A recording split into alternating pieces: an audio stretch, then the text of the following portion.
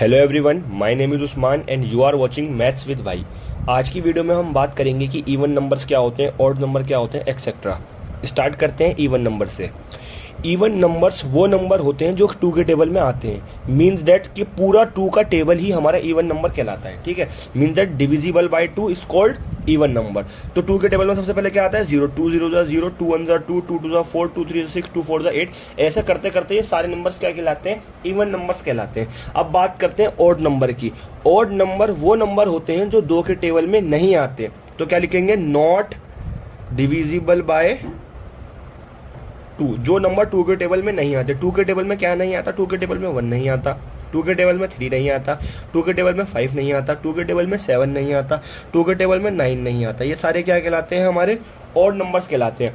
अब बात करते हैं नेचुरल नंबर की। नेचुरल नंबर क्या होते हैं? जो कि 1 से स्टार्ट होके चलते चले जाते हैं। मीन्स दैट स्टार्ट बाय 1, जो कि 1 से स्टार्ट होते हैं और चलते चले जाते हैं। तो ये कौन से नंबर कहलाते हैं? हमारे नेचुरल नंबर कहलाते हैं। अब बात करते हैं होल नंबर्स की। होल नंबर्स क्या होते हैं? जो स्टार्ट बाय 0, जो 0 से स्टार्ट होके चलते चले जाते हैं। स्टार्ट बाय 0, जो 0 से स्टार्ट होते हैं और इनफिनाइट तक चलते चले जाते हैं। But natural number whole number में ये फर्क होता है। नेचुरल नंबर 1 से स्टार्ट होते हैं और होल नंबर 0 से स्टार्ट होते हैं। अब बात करते हैं प्राइम नंबर्स की। प्राइम नंबर्स क्या होते हैं? जो सिर्फ अपने ही टेबल में आते हैं। डिवाइड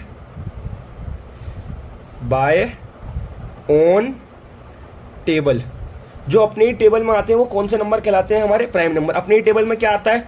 2 अपने ही टेबल में आता है, 3 अपने ही टेबल में आता है, 5 अपने ही टेबल में आता है, 7 अपने ही टेबल में आता है, 11 अपने ही टेबल में आता है। इस तरीके के सारे नंबर प्राइम नंबर कहलाते हैं।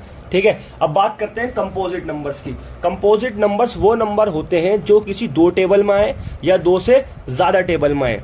डिवाइड बाय 2 टेबल्स और मोर देन 2 टेबल्स।